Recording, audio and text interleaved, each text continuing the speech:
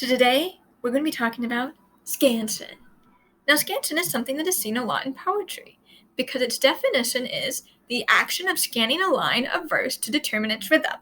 So just like songs have rhythm, ancient poetry did too. Now, specifically this class, we'll be talking about dactylic hexameter.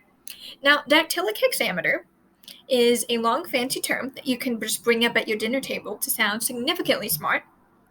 And let's talk about specifically what it is. Now, hexameter comes from the Greek word hex, meaning six, like a hexagon has 6 sides. So this is a line of poetry or a meter that has 6 feet. Now, I'm not talking about like you go and grab your foot at the end of your leg. No, a foot is a small segment of a meter. So again, a poetry has a line or a meter, and it's just split up into 6 sections. Now, in order for it to be considered a foot, it has to meet one of 2 categories. It needs to be either a dactyl or spondy. Now, you'll see the word dactyl in the word dactylic hexameter. So let's actually talk about what exactly is a dactyl and a spondy, which makes a foot, and 6 of those foot make a line, and a bunch of lines make a poem. So, I guess again, 6 feet. And a dactyl is made up of long, short, and a spondy is long. So when I'm talking about a dactyl, I'm talking about the syllables in the line is made up of a long vowel and 2 shorts, and a spondy is a long vowel and followed by a long vowel. Now, in Latin, we show this by making the following marks. So a long is a dash or a little macron. Then a short would be a little u, like so. So if I have a long, short, it is called a dactyl. And so this dactyl equals 1 foot. Or I could have long. Now, it's important to remember, again, I can have any combination of a dactyl spondy in order to make 6 feet.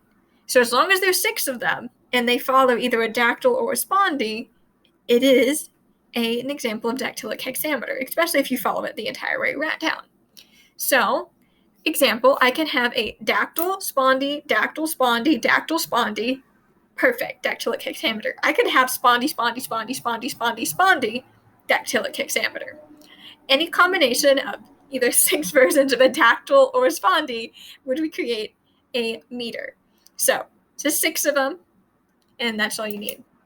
So, it's important to note the difference between a vowel and a consonant. So imagine I am saying the word cake. What can I actually make the word to sound it out longer? If I wanted to stress the word cake, I could say cake. Notice how my vowel in the A is long. And it makes a lot of sense because that's what I can stretch out. Now, if I wanted to stretch out the C in cake, I can't really do that. I'd be like, doesn't make any sense. You can do it with other vowels. Long. Cat. So the only thing that can actually be stressed is a vowel. Now, we have in English the vowels A, E, I, O, and U, and sometimes Y. You'll notice that we have in Latin an A, E, I, O, U, and Y. Well, let's take a second to notice some of my little caveats. So if you look at the I, it says, if the vowel I is in the middle of a word, then it is a vowel. For example, what I'm talking about is the word like Wita. This is an example of a vowel because it's in the middle of the word. Not to be concerned with the word like yum. Now, notice how I said yum, because if you have an I at the beginning of a word, it's no longer a vowel, it's a consonant. In fact, later in life, people realized that having this I as a vowel and a consonant was confusing, so they just made the consonant version, they give it a little thing underneath it, and it becomes a J. So, we are at the point in Latin where there's no J's yet, so it's important to note that the I is going to be a vowel or a consonant based on whether it's the beginning of the word or the end of the word. And then you have U and V. Now, depending on the editor, usually you'll get the V if it's a consonant, and then you'll see a U if it's a vowel. But you can also, depending on the editor, it'll be different. Like, for example, Vita, they give you the fact that it is a V because it's a consonant, but my first time in Latin, I saw it written as Vita with a U, and I was like, I don't know what that is. It's Vita, but this one is a consonant. So, again, it depends on who's ever editing the book. It's also why sometimes you can see words like fugus, but you'll see it written with a V because they use them interchangeably. Now, these are the letter U we would use in English, but these are just the vowel forms of that.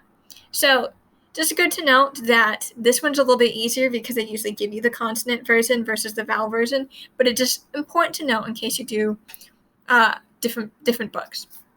Now, Y is always a vowel, mostly because Latin doesn't have a Y. I mean, there was this time where Claudius introduced a Y, but everyone was like, no, we don't need a letter Y. So let's talk about consonants. We kind of already explained what that one was. So our consonants are the I at the beginning of the word, like yum, yactus, anything like that. The U or V at the beginning of a word, that is a consonant, but usually they'd be automatically switched to V, so you know. And then you have the difficult one, is you sometimes have a QU together, like in English we have the word queen, but the Q and U should be counted as just one consonant and not as like a consonant and a vowel. When you see a QU together, just pretend the U doesn't exist, but still pronounce it as a qua sound.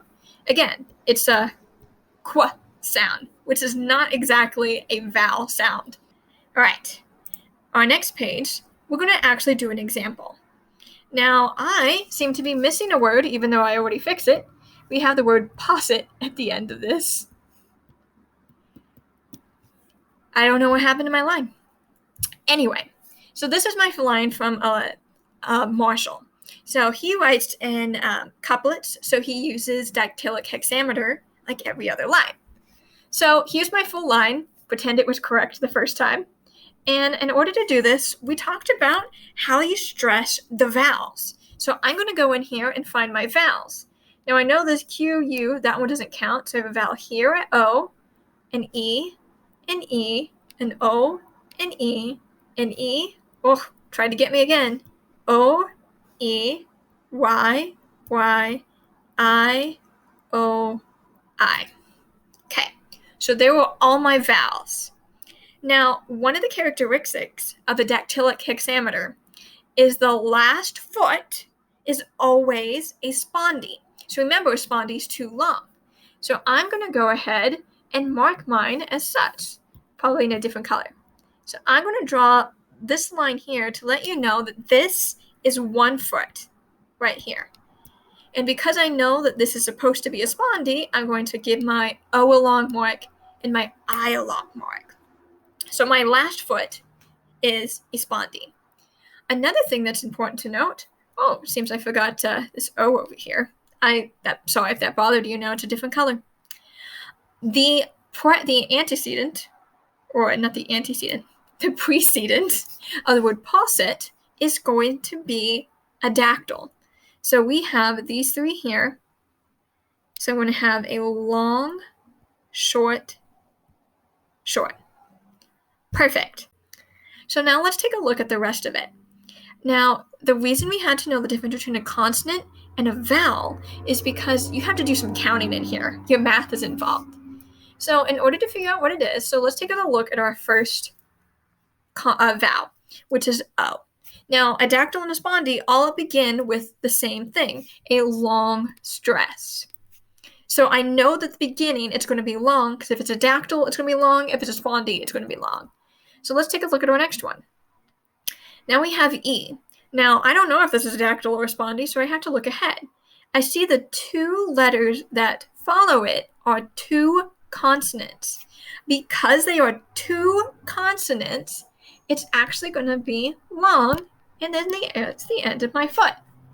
So, again, so far we know that the last 2 feet are going to be a dactyl and a spondee, and if your vowel is followed by two consonants, it is going to be long.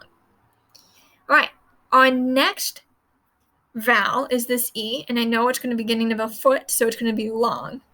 So let's take a look at this O here. It is followed by a consonant, then a vowel.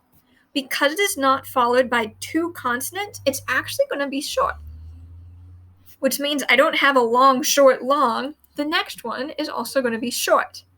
Also, let's check. I have a consonant and a vowel. Oh, it has to be long. There's not two consonants. So now I have a total of 4 feet. So somewhere in my 4 vowels, I have to make 2 feet. Now, let's take a second to realize what that would mean. So I don't have enough vowels to have a dactyl and a spondy. I only have 4, and so if I had 1 dactyl and a spondy, then I would need to have 5. So let's go ahead and just make sure and check. So we know this one's going to be long, because it has to be, because it's the first one of the line. And let's look at this O. It is followed by a D and an N. So this is going to be long. And then I only have 2 syllables left. I have this E, which has to be long, and then followed by this O. So I have 6 whole feet. I have a spondy, a dactyl, a spondy, a dactyl, and a spondy. So go ahead and watch my next video, and we will go ahead and scan a couple of lines from the Aeneid. If you have any questions, just shoot me an email. I will gladly help you out. All right, guys, have a great day.